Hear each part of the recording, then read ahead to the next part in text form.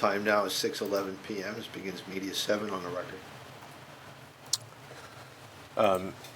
Really quick before I wrap up, we were just talking about your colleagues, Armstrong, Ehikian, Davis, and Gruenbaum. Remember that? Yes. Okay. Was it your understanding that they were taking direction from Elon and others affiliated with the White House?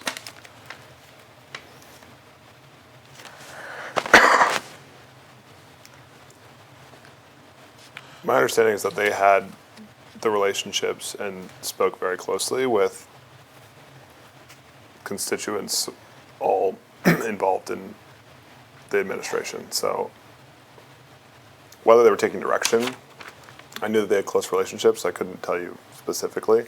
Okay. Okay.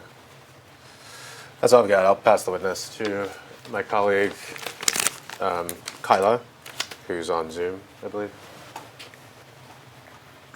Before we do that, I'm just going to put on the record that pursuant to the federal rules, in order to take a deposition remotely, you're supposed to get the agreement from the others involved, which did not happen here, but in the interest of efficiency, defendants are willing to move forward if the witness also is.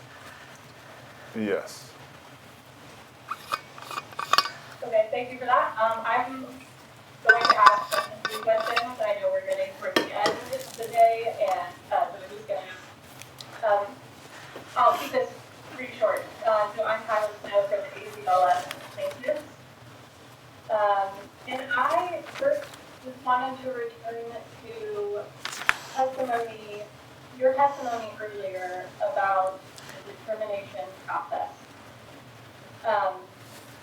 And if I remember correctly, you said that Michael McDonald told you on a phone call that he wanted you to execute termination notices. Is that right? But he wanted you to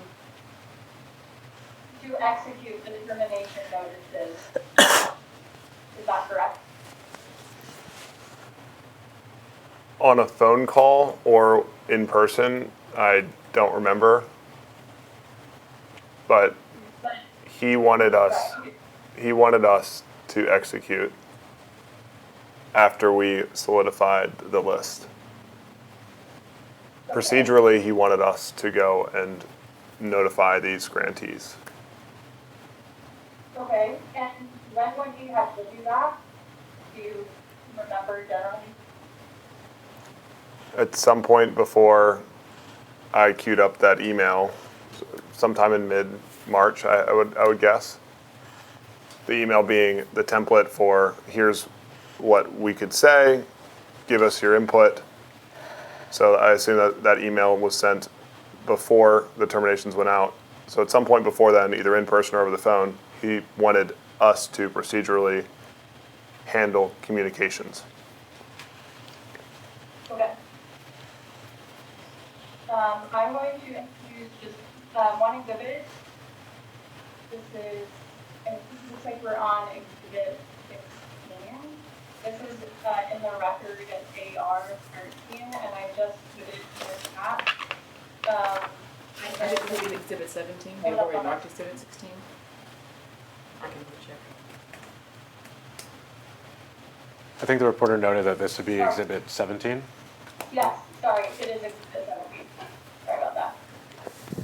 And sorry, AR what? 13.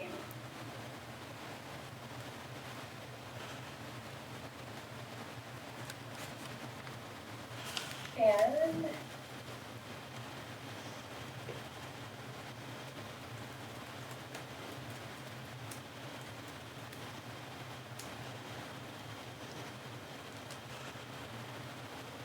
can you see this on your screen?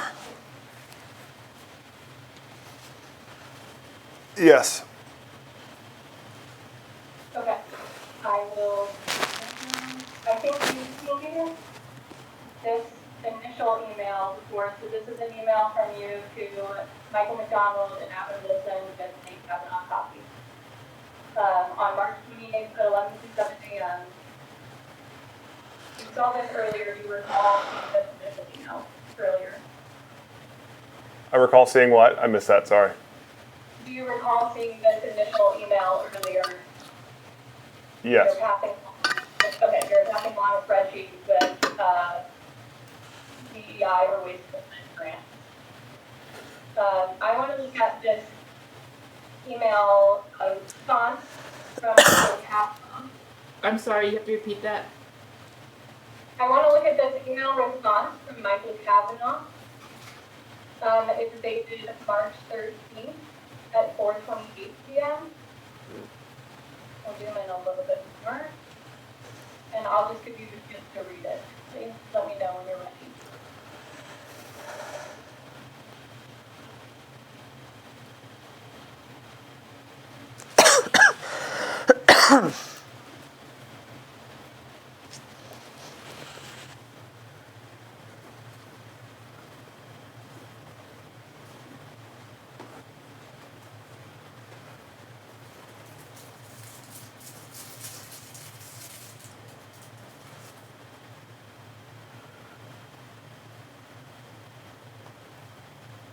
Okay. So he says you have the, he says, to recap, you have the first spreadsheet from Brett.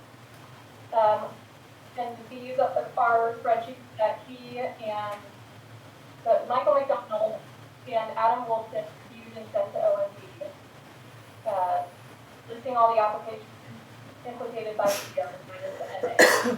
So he says, I'm sorry, you'll have to start your question over, I cannot hear you. Okay, I'm sorry. I think it's a little echoey. So. Hold on, you need to speak closer to the microphone. The AC is blasting in this room, we can hardly hear you. Okay. I'll see what I can do. Is this any better? Yes, Okay. thank you. Okay, so in this email, McDonald says, you have the first spreadsheet from Brett that Adam and I reviewed it and sent to OMB. And he says, we were getting ready to cancel them today, but understand that you will do so. He then says it's the second list of grants that NA that you prepared and that we reviewed today. As you instructed, we have only excluded the ones that seem not to conflict with the administration's priorities, such as looking for George Washington. And again, he says, we understand that you will cancel this list of projects as well. Why would he say we were getting ready to do them today, but understand that you will do so? This seems to contradict him asking you to terminate, to execute the termination. Objection. When Mike says we were getting ready to cancel them today, as we discussed, Mike and I discussed, this process would have taken weeks for the team to do. So he wanted us to do it. That's why he said, understand that you will do so. Why would he say that we were getting ready to cancel them today then? Objection. What is your understanding of why he would say we were getting ready to cancel them today? He was getting ready procedurally to begin the process of canceling. But because of our conversation, he understands that we will do it.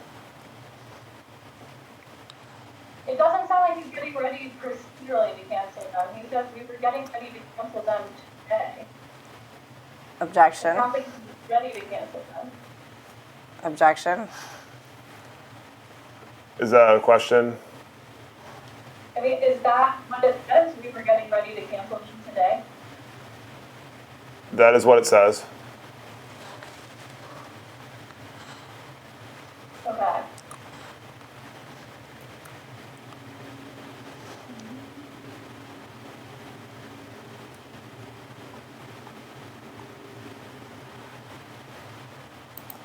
Sorry, 1 moment.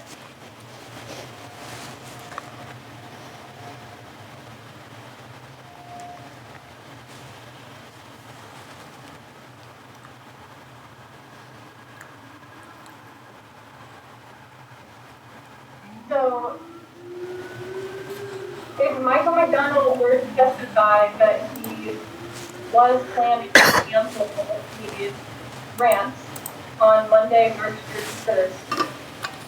Would that be false? Objection. Could you clarify in this hypothetical when Michael was going to cancel them, and would that be on the same day? This email is dated Monday, March 31st. And Michael McDonald says, we were getting ready to cancel these grants today. We'll understand that you will do so. So, this seems to indicate he was getting ready to cancel them on Monday, March 31st, the same day that he sent this email to you. Objection. If he testified in his deposition that he was getting ready to cancel them on Monday, March 31st, would that be yes? Objection. I don't know. I know that Mike and I have had discussions, and Nate and Adam, that the procedures for canceling these grants in their existing process was going to take hours and weeks of their time. So when he says we are getting ready to cancel them today, there is a big procedural element for them. And that was what we've talked about, that this is a multi-week process for them to cancel and terminate grants. When did the actual cancellation notifications go out?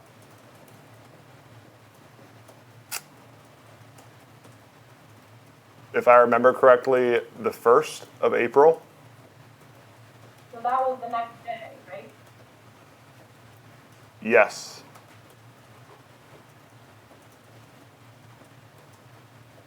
Okay.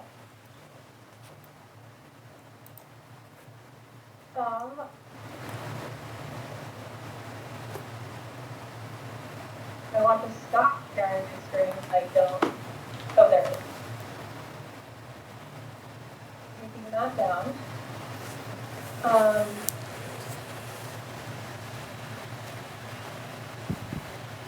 So can you set up the email account that was used to send the termination notices?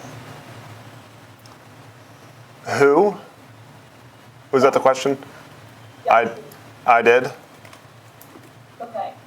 And who had access to that account when it was first set up? Was it only you? And the sysadmin administrator could have access to all the data associated. Is the sysadmin administrator GSA at GSA? I believe it was Brett Bobley, who was the CIO. Okay. And when the notices were sent on April 1st from that account, did you send those notices?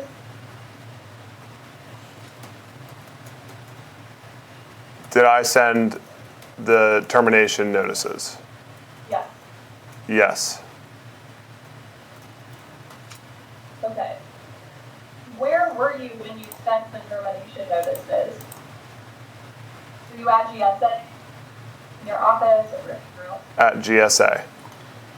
Okay. Was anyone else with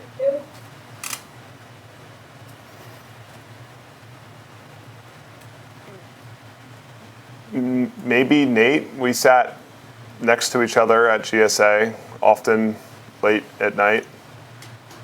I don't know. I don't remember if he was there or not. Okay. But you hit send on the email notices that went out on April 1st? After getting the full guarantee and approval from Mike, yes. Okay.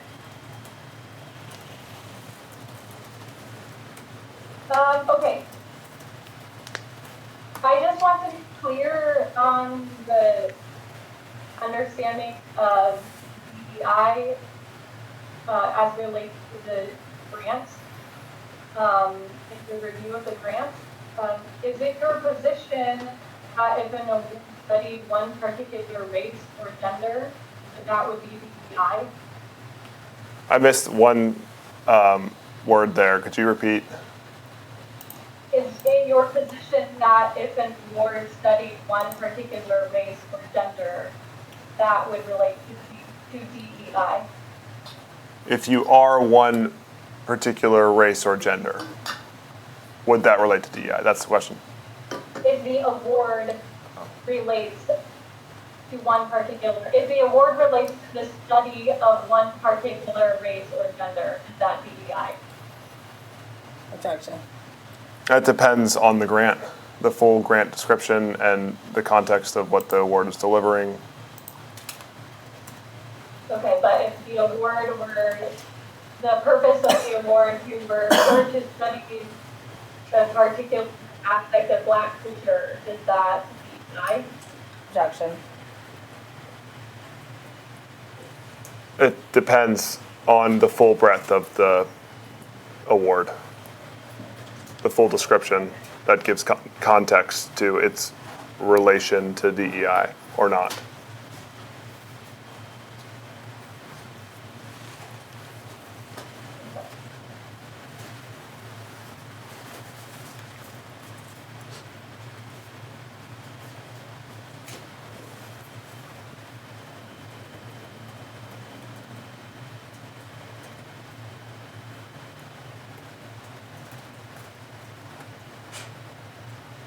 Sorry, 1 minute.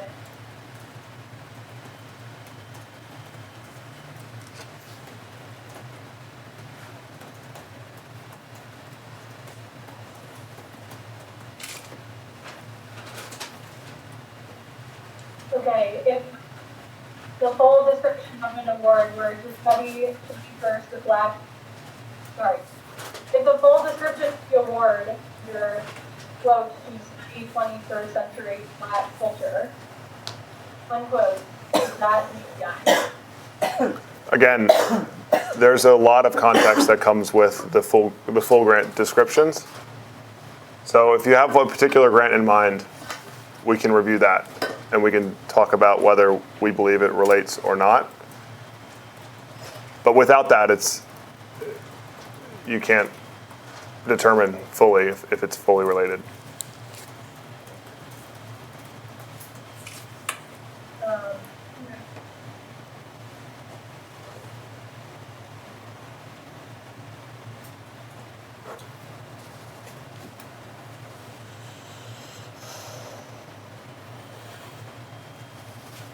Okay, those are all of my questions. And I just have a few questions.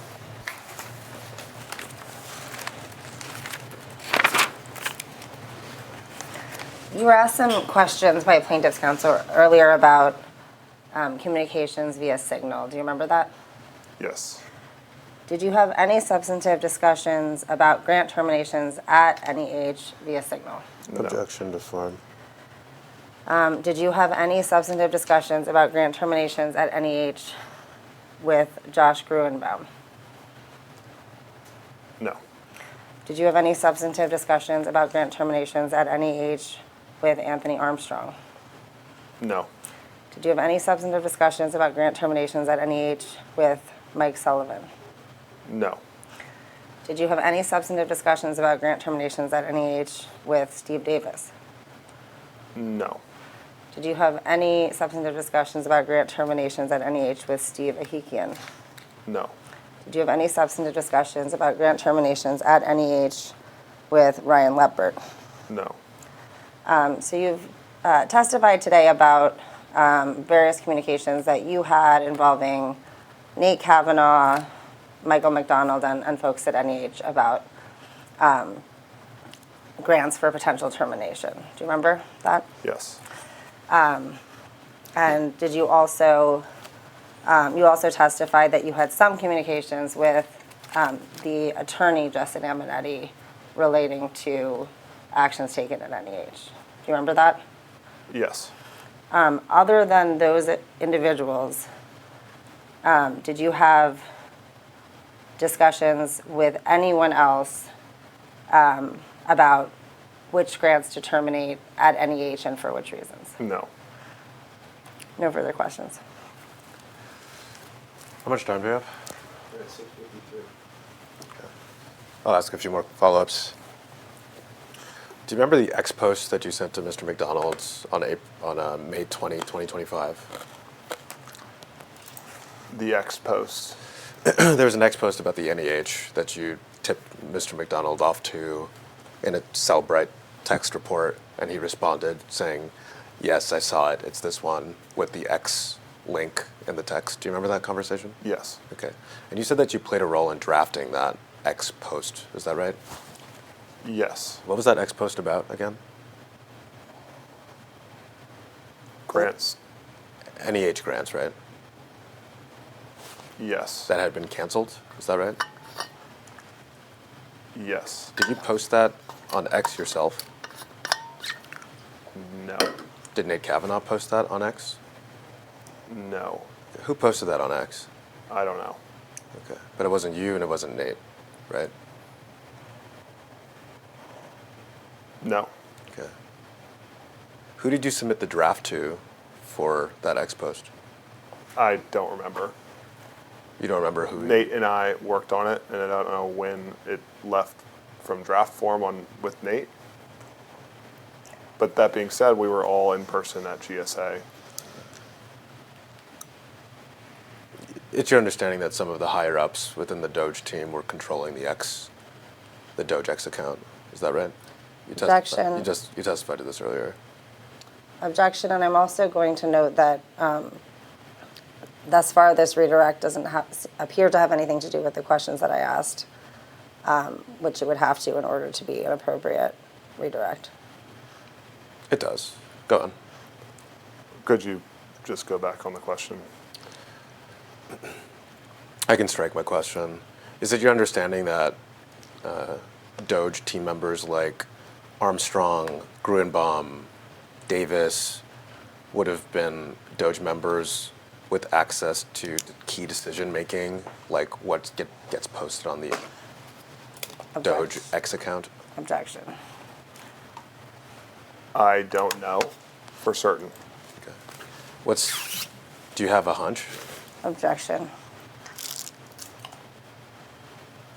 My best guess would be those guys know who has control or who posts.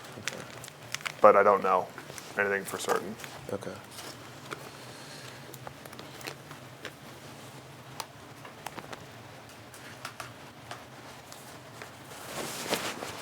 And that post was exclusively about NEH, right? The post that we walked through? Yes. Yes. Okay.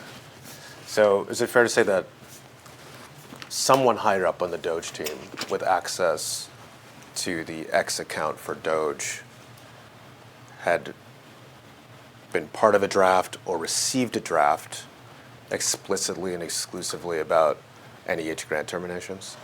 Objection.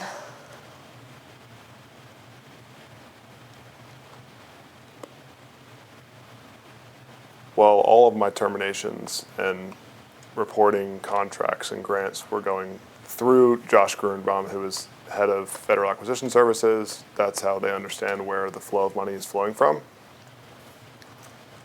So the ex post was about historical terminations. Same information that I would have shared with, or that I did share with Josh as part of the normal course of collecting contracts and grant termination information. And that's including NEH grants, right? Yes. Okay. That's all I've got.